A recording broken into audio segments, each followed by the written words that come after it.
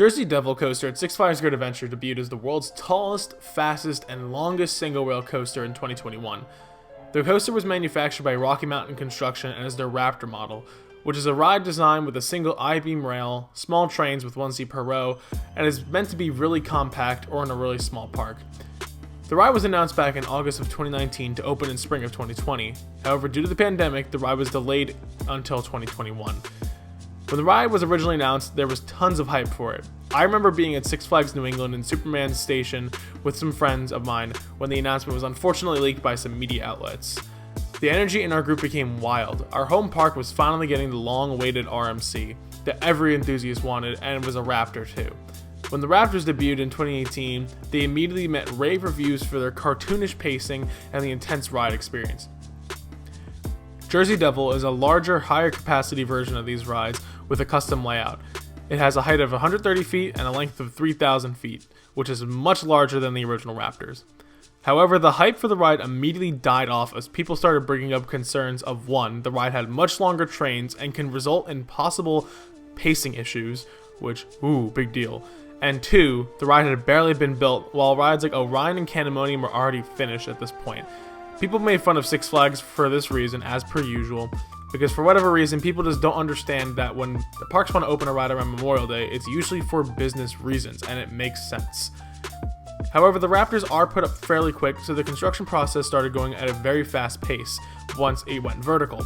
However, the pandemic soon hit and all hype was lost, and for whatever reason, nobody cared about the ride from here on out. Come June 2021, and the ride finally opened to mixed reviews. For whatever reason, the ride actually ran much slower than originally anticipated, and the people who called out the pacing issues of this ride were in glory on the internet. It is theorized that the trains have something to do with this, though.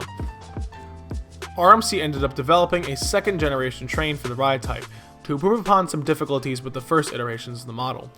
Jersey Devil was introduced along Stunt Pilot, a modified clone of Wonder Woman Railblazer, and the ride had similar issues in terms of pacing. Many enthusiasts said that Jersey Devil was boring and became the worst RMC.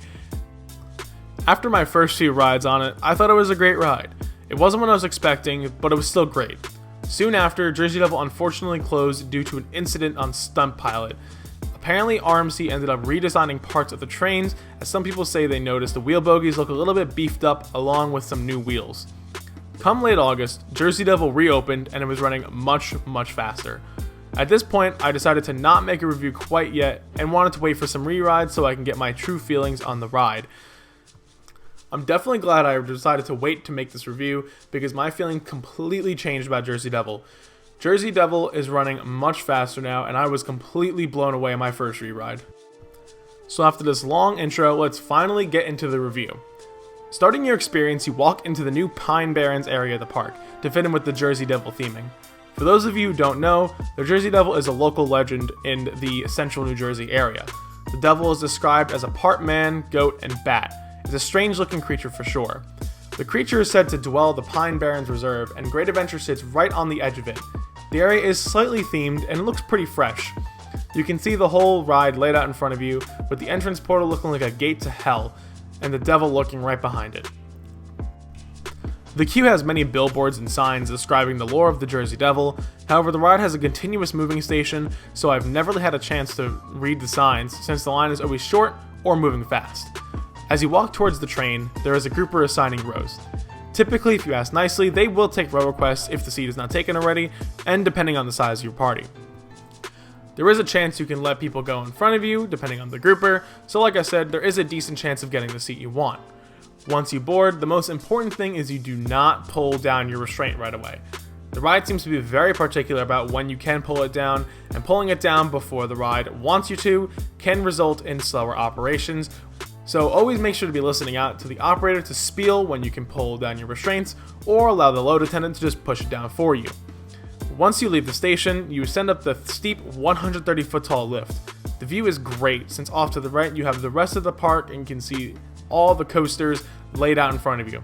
And to the left is the forest and lake, where you can see lots of good nature, and on a clear day, it's just a really nice view. Depending on the seat you're in, the drop will be very different.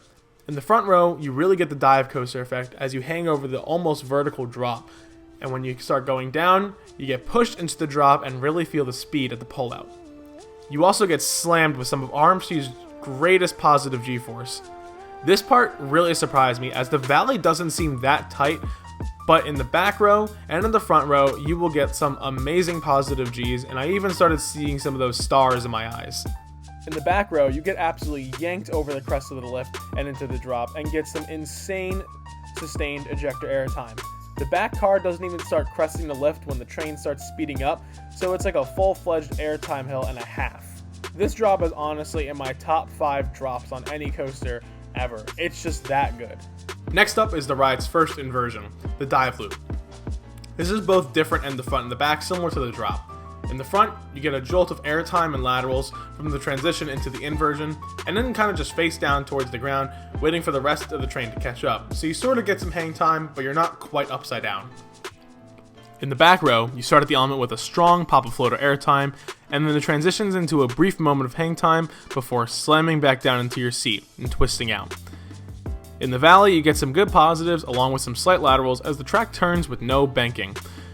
The next up is the sustained ejector airtime hill, and it seems very similar to the one just across the park at El Toro.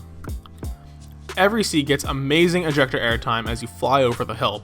Next up is one of everyone's favorite elements, and it seems to be the ride's signature element, the 0G stall. Both in the front and the back, you get some amazing sustained hang time, and looking down at the ground is just an amazing visual while you're upside down. I do prefer this element in the back slightly more, as the hang time feels a little longer and the whip coming out of the stall is really good. However, you do get whip in the front, but it's going into the stall instead of coming out. Next up is what's dubbed as the spider turn. I think this is my favorite element on the ride personally. In the front, you get violent ejector airtime as you whip into the twist into the turnaround, and then you get some positives turning around. In the back row, you get floater airtime going into positives as you turn around. So it's very similar, except at the front, it gets a little bit of ejector airtime.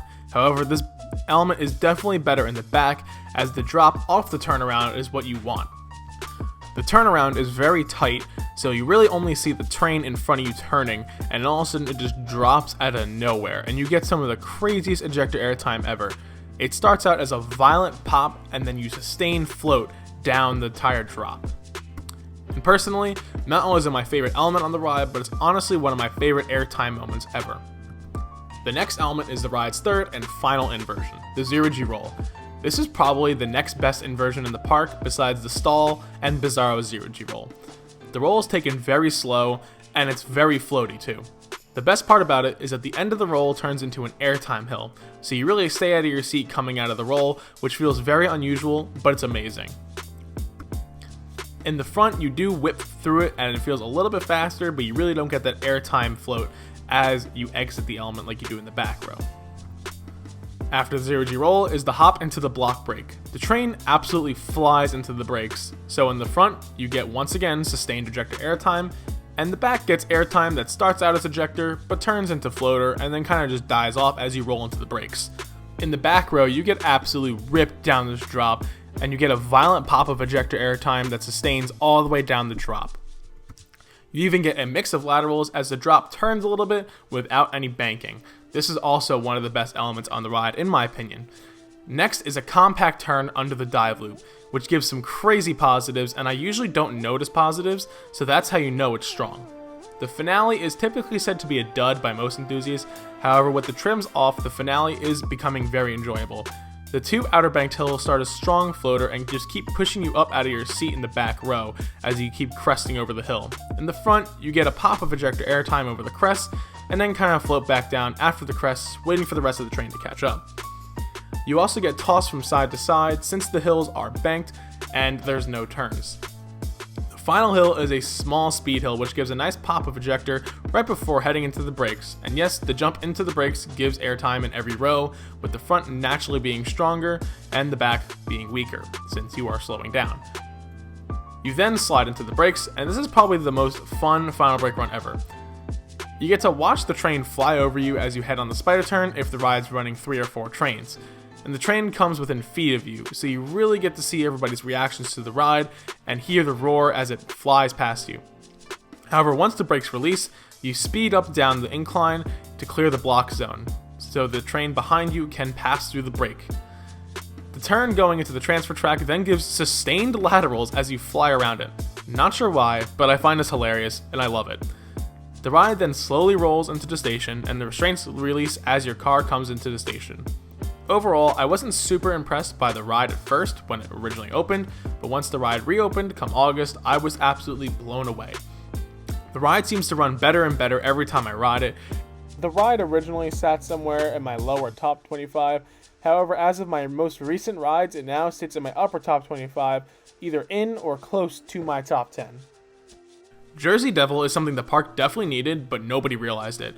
It's intense, but crowd pleasing at the same time, and it even has a 48-inch height requirement, which means the smaller kids who quite aren't big enough to get on the B&Ms yet, or King to Ka, can ride it and have a good time, and it's not as intense as El Toro. The ride also fits very well into the park coming from an operations perspective. Each train fits 12 people, which may not seem like a lot, however every train can be cycled many times each hour, which really helps. Trains can be dispatched about every 45-ish seconds, and the ride is almost always dispatched less than every 60 seconds every train.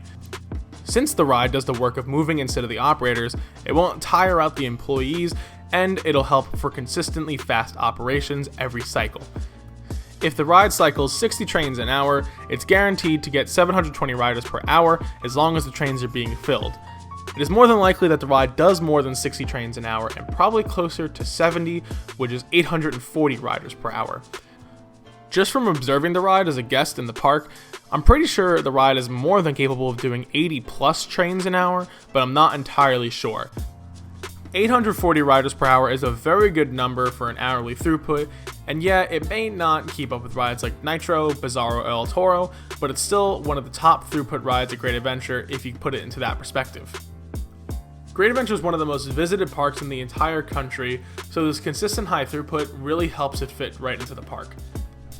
Overall, Jersey Devil Coaster has quickly become one of my favorite rides of all time and easily gets a 10 out of 10 rating from me. The ride sits in my top 10 out of 212 coasters currently, so it's definitely the real deal. Thanks for watching everyone, make sure you comment your thoughts on Jersey Devil down below, and if you enjoyed, definitely help out the channel, give a like, or maybe even subscribe. Once again, thanks for watching, hope to see everybody in the next video.